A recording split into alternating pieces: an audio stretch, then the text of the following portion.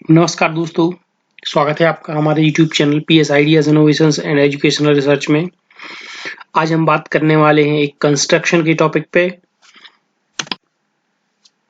कि एक वॉल में, एक दीवार में ईंटों की गणना कैसे करते हैं, कितनी ईंटें लगेंगी, ये कैसे काउंटिंग या एस्टिमेट करेंगे। तो एक बहुत ही सिंपल और अमेजिंग ट्रिक यूज करेंगे हम इसके लिए। तो बने रहिए हमारे साथ, बने रहिए वीडियो के साथ। शुरू करते हैं। इस वीडियो को इंट्रोड्यूस करूंगा मैं एक बहुत ही शानदार कॉग्निटिव एनिमेशन की हेल्प से। तो सबसे पहले हम बात करेंगे ब्रिक्स के टाइप की, कितने प्रकार की मिट्टी की ईंटें होती हैं। उसके बाद हम बात करेंगे उनके डिफरेंट जो कॉमन ईंटें हैं उनके माप क्या होते हैं, what are the sizes of bricks. उसके बाद हम बात करेंगे कि ईंटों की गिनती कैसे करते हैं, ईंटों की कैलकुलेशन कैसे करते हैं, गणना कैसे करते हैं कि कितनी ईंटें लगेंगी।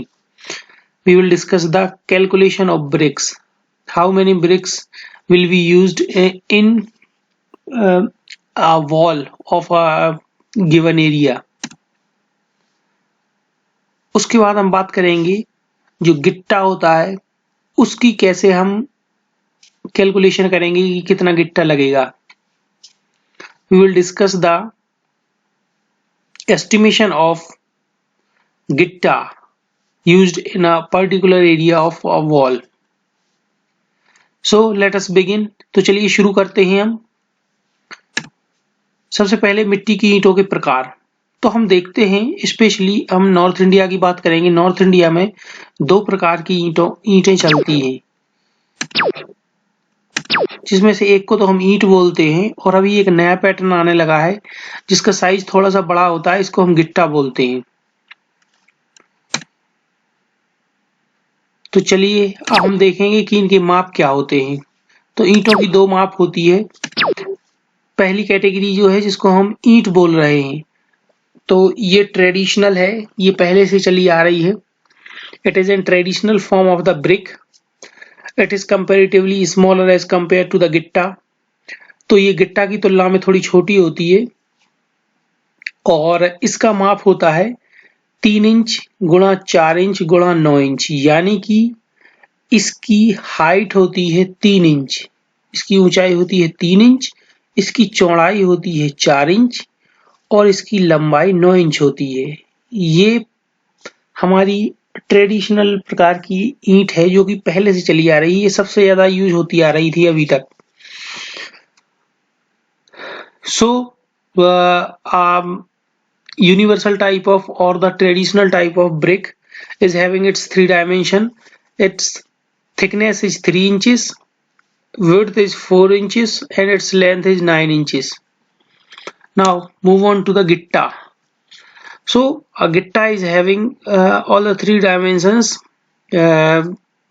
like length is 8 inches, which is 1 inch lesser than that of a traditional brick, and its height is 1 inch more than that of brick. Its height is 4 inches and its width is same to the traditional brick. तो दोस्तों जो गिट्टा होता है, गिट्टे की लंबाई 1 inch कम होती है ईंट से और इसकी ऊंचाई 1 इंच ज्यादा होती है और इसकी चौड़ाई जो है वो 4 इंच ही होती है, जैसे कि ईंट की चौड़ाई होती है। इधर आप देख सकते हैं इसमें। तो इस प्रकार से एक ईंट के माप होती है 3 इंच गुणा 4 इंच गुणा 9 इंच। वहीं एक गिट्टे का नाप होता है 4 इंच गुणा 4 इंच गुणा 8 इंच।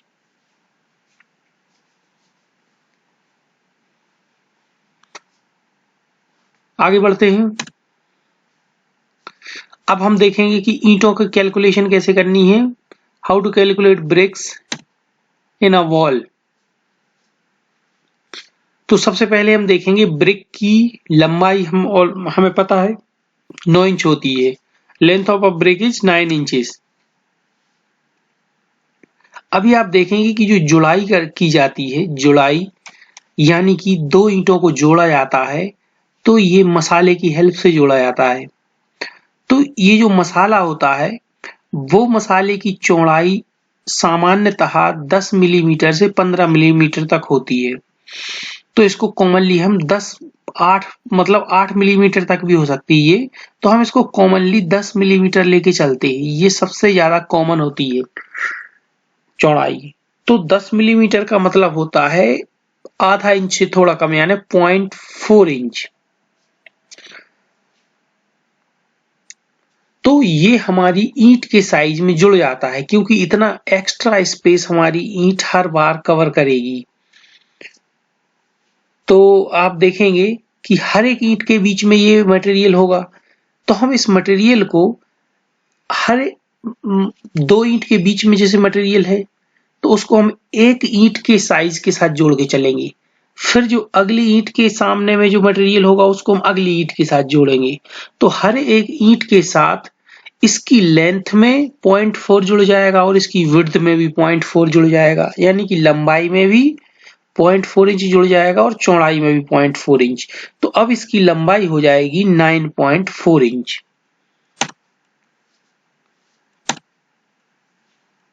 और ब्रिक की हाइट हमें पता है, ब्रिक की हाइट ऑलरेडी 3 इंच है।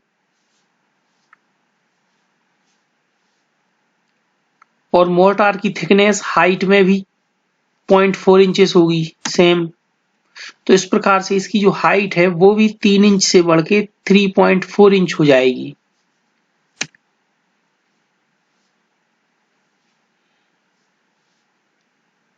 अब आप देखेंगे कि जब हम किसी ईंट को जोड़ते हैं तो उसमें हमें उसका एक ही फेस दिखाई देता है एक तरफ से। तो उसमें हमें क्या क्या दिखाई देता है, एक तो उसकी लंबाई दिखाई देती है और एक उसकी ऊंचाई दिखाई देती है।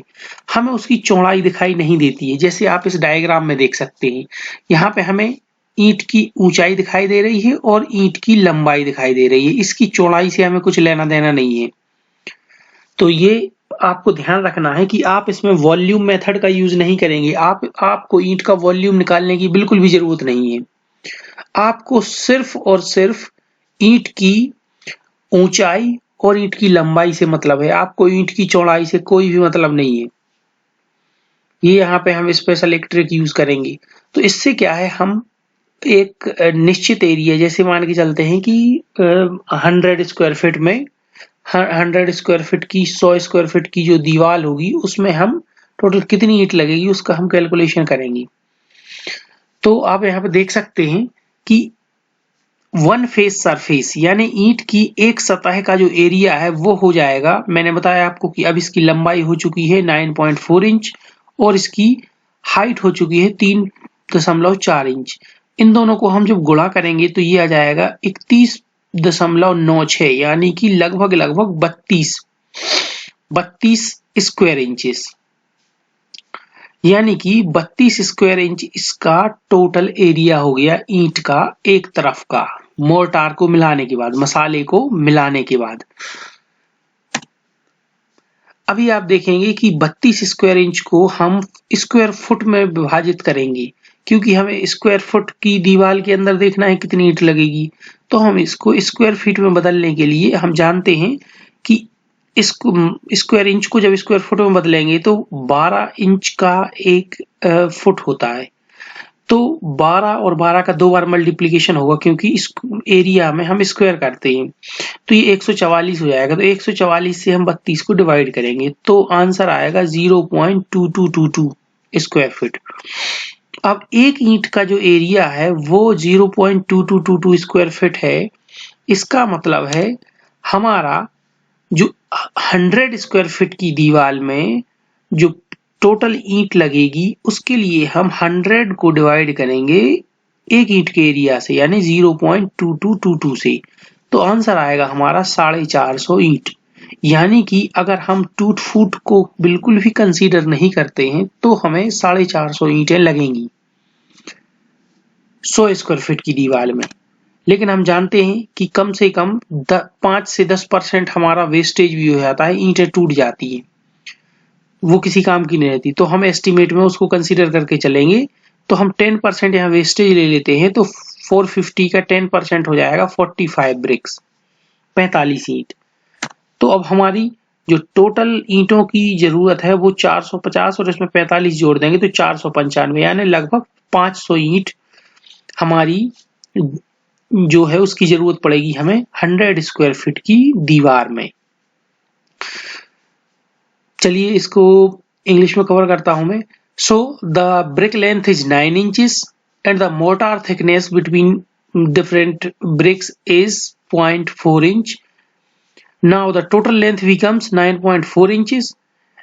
Now the brick height is 3 inches and the mortar thickness is the same in height also, that is 0.4 inches. So the total height becomes 3.4 inches.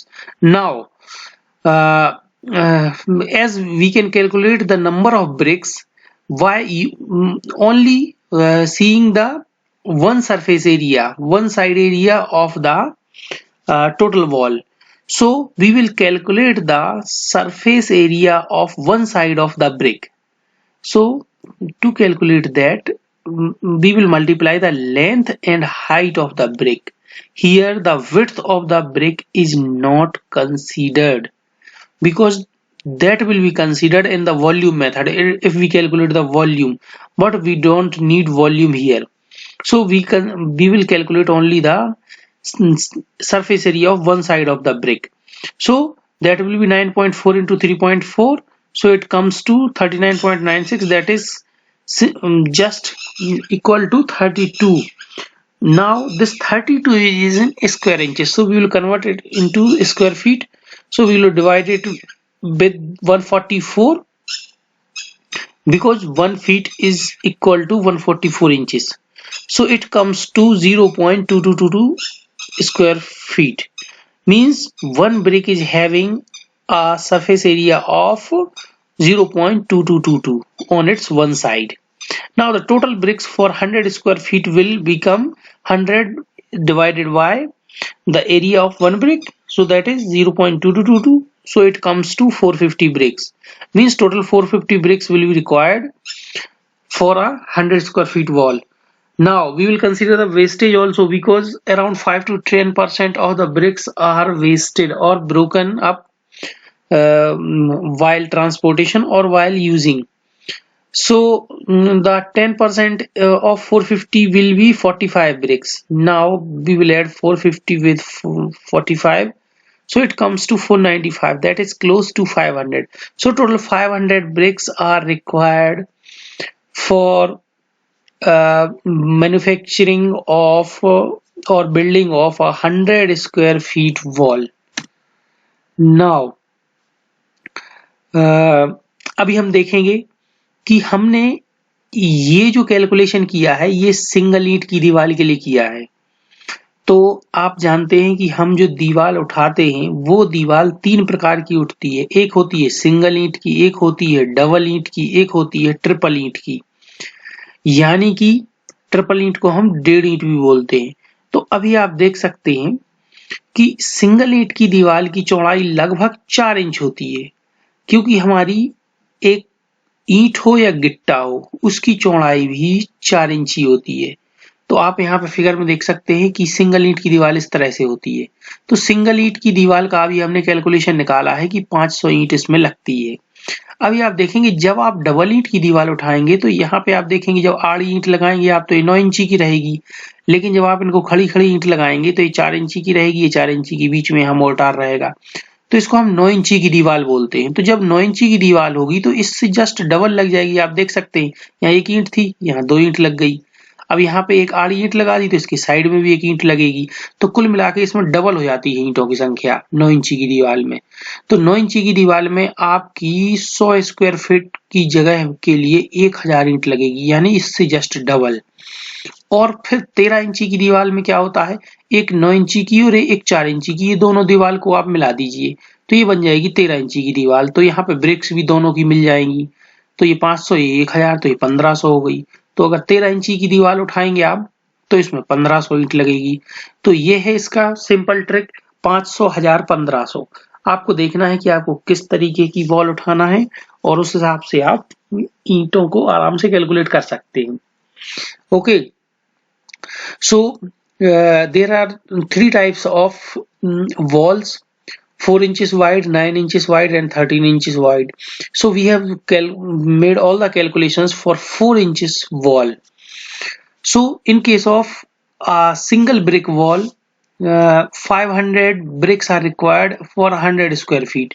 So if we make 9 inches wall, then the number of bricks are just double. You can see here that 2 bricks are placed in place of 1 brick, and here you can see 1 brick is placed just in 90 degree to this brick, and another brick will be placed just by the side of this brick or just behind this brick. So you can see that twice the number of bricks which are used in 4 inches wall are used in 9 inches wall. So here it was 500 bricks, now it will become 1000 brick for 100 square feet of wall. And when we make it some more wider, so we will combine this 4 inches wall and 9 inch wall, so it becomes a 13 inch wall. You can see here that there are 1, 2 and 3. There are 3 bricks placed side by side. So the number of bricks required in 13 inches wall will be 3 times that of the 4 inch wall. So here it is 500, so it will become 1500. 500 into 3, 1500. So it is a trick that the number of bricks required are 500, 1000 and 1500. Moving on next, अभी हम देखते हैं गिट्टों की गणना, गिट्टों की गिनती कैसे करते हैं। तो अभी कॉमनली जो पुराने ट्रेडिशनल ब्रिक्स हैं उनका इस्तेमाल लगभग बंद हो रहा है, क्योंकि उसका साइज काफी कम होता है, उसकी हाइट 3 इंच की होती है, तो अभी उसका यूज बंद हो रहा है।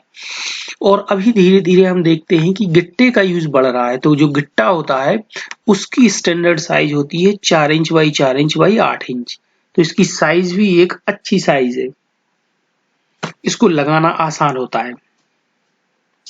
यहाँ पे आप देख रहे हैं इस फिगर में, देखिए ये गिट्टा लगा हुआ है, इसकी हाइट भी 4 इंच है, इसकी चौड़ाई भी 4 इंच है और इसकी लेंथ जो है वो 8 इंच है। यहाँ पे आप देख सकते हैं 8 इंच की इसकी लेंथ है। चलिए तो हम इसका कैलकुलेशन करते हैं, गणना करते हैं। गिट्टे की लेंथ है 8 इंच, मोर्टार की थिकनेस यानी मसाले की थिकनेस तो बराबर ही रहेगी 0.4 इंच यानी 10 mm। इस तरीके से गिट्टे की टोटल लेंथ 8.4 इंच हो जाएगी और गिट्टे की हाइट हमें पता है, गिट्टे की हाइट है 4 इंच और यहाँ पे भी हाइट में भी मोर्टार लगेगा। आप देख सकते हैं कि साइड में भी मोर्टार लगा है, मसाला लगा है और इसके ऊपर भी मसाला लगा है। तो इस ईंट के साथ हम इसके ऊपर का मसाला काउंट करेंगे और जो इसके नीचे वाली ईंट है उसके साथ हम इसके ऊपर वाला, इस फिगर में आप देख सकते हैं ये वाला मसाला कंसीडर करेंगे। तो हर एक ईंट के साथ 2 तरफ का मसाला काउंट करेंगे, एक ऊपर का और एक इसके राइट साइड का। ऐसे ही इस ईंट के साथ हो जाएगा ऊपर का और राइट का। तो आप देखेंगे कि टोटल हाइट हो जाएगी इसकी 4.4 इंचेस। अभी इसका एक फेस का सरफेस एरिया हो जाएगा 8.4 इंटू 4.4, यानी इसकी लंबाई 8.4 हो गई और इसकी ऊंचाई हो गई 4.4। तो ये इसका 36.96 यानी कि 37 स्क्वायर इंच इसका एरिया आया, 37 स्क्वायर इंच। जबकि आपको पता है कि हमने ब्रिक का जो कैलकुलेशन किया था उसमें हमारा जो टोटल एरिया आया था वो 32 स्क्वायर इंच आया था। इसका मतलब आप कंपेयर कर सकते हैं इसको कि एक ईंट सिर्फ 32 स्क्वायर इंच का एरिया कवर करती है, जबकि हमारी एक गिट्टा जो है वो उससे कहीं ज्यादा 37 स्क्वायर इंच का एरिया कवर करता है। इसलिए हम गिट्टे को आजकल यूज कर रहे हैं। तो 37 स्क्वायर इंच को हम बदलेंगे स्क्वायर फुट में, तो 37 को भाग करेंगे 144 से, तो ये आ जाएगा 0.257 स्क्वायर फीट। अभी मतलब 100 स्क्वायर फीट की वॉल में कितने गिट्टे लगेंगे, तो हम 100 को डिवाइड करेंगे 0.257 से, तो ये आ जाएगा 390 गिट्टा। तो अभी आप देख सकते हैं कि यहाँ पे हमारा 390 गिट्टा में ही काम हो गया, जबकि वहां पे हमारी ईंट जो थी वो 450 ईंट लग रही थी बिना किसी टूट फूट को कंसीडर किए। अभी हम टूट फूट को कंसीडर करेंगे, यानी वेस्टेज को हम 10% वेस्टेज इसमें ऐड करेंगे तो 390 का 10% आ जाएगा 39, यानी लगभग 40। तो हमारी टोटल जो गिट्टा होगा वो 430 लगेगा। तो आप देख सकते हैं कि जहां पे 500 ईंट लगेगी वहां 430 गिट्टे में काम हो गया। इसलिए आजकल हम गिट्टा ज्यादा इस्तेमाल कर रहे हैं नॉर्थ इंडिया में स्पेशली। तो so we will see this in English also. So the length of the gitta is 8 inches and the mortar thickness is 0.4 inches, as we have already discussed. Now the total length becomes 8 inches plus 0.4, so that is 8.4 inches. Now the height of the gitta is 4 inches and the mortar thickness is also 0.4 inches, so the total height becomes 4.4 inches. Now we will see the surface area of one face of the brick. So the surface area of one face of the brick will become 8.4 into 4.4, so that is 36.96, that is equal to 37 inches almost. So it is 37 square inches. Now we will convert 37 square inches into square feet, so we will divide it with the 144, so it becomes 0.257 square feet. Now the total number of gittas required for 100 square feet wall will be 100 divided by 0.257, so it comes to 390 gitta. So now you can just compare it with the bricks, that 450 bricks are required without considering any wastage. 450 bricks are required for 100 square feet wall, whereas only 390 gittas can fulfill that particular task. So this is the main reason why nowadays the gittas are used, especially in North India, and they are replacing the traditionally used bricks. Okay, so moving on, next there will be 10% wastage also, just like the bricks. So 390 divided by 10, that is 10%, so it comes to 39, that is quite equal to 40 gitta. So the total number of gitta required will be 390 plus 40, that is 430. So the total number of gitta is 430, that is required for 100 square feet wall. Now let us see it in a particular table, that here for a single brick wall total number of gittas required are 430. So as we have discussed, for brick we will not extend it too much, so you can see just double number of gittas will be required here. So 430 into 2 is 860, and here 3 times gitta will be required, so 430 into 3 is 1290. तो दोस्तों 4 inch, 9 inch और 13 inch की दीवार में हम देखते हैं कि कितने कितने गिट्टा लगेंगे। तो 4 इंच की दीवार का हम कैलकुलेशन अभी निकाल चुके हैं, गणना कर चुके हैं, तो 430 गिट्टे लगेंगे। और जब हम इसको 9 इंची की दीवार में इस्तेमाल करेंगे तो हमें पता है 4 इंची में जितना लगता है उससे जस्ट दुगना लगता है इसमें, तो 860 गिट्टा लगेंगे। और जब हम इसको 13 इंच की दीवार में लगाएंगे तो ये 430 का 3 गुना हो जाएगा, यानी 1290। तो इस तरीके से दोस्तों हम ये निकाल सकते हैं कि कितनी ईंट लगेगी और कितने गिट्टे लगेंगे। तो हमने कोशिश की बहुत ही आसानी से शॉर्ट ट्रिक में समझने की, कितनी ईंट और कितने गिट्टे लगेंगे 100 स्क्वायर फीट की दीवार में। अगर आपको ये वीडियो अच्छा लगा है तो इसे लाइक कीजिए, अपने दोस्तों को शेयर कीजिए, हमारे चैनल को सब्सक्राइब कीजिए, कमेंट कीजिए अगर आपको कुछ भी इंक्वायरी है, और बेल आइकन को प्रेस कीजिए सो दैट आपको लेटेस्ट वीडियोस मिल सके। So finally thank you for watching this video and Jai Hind, take care and goodbye.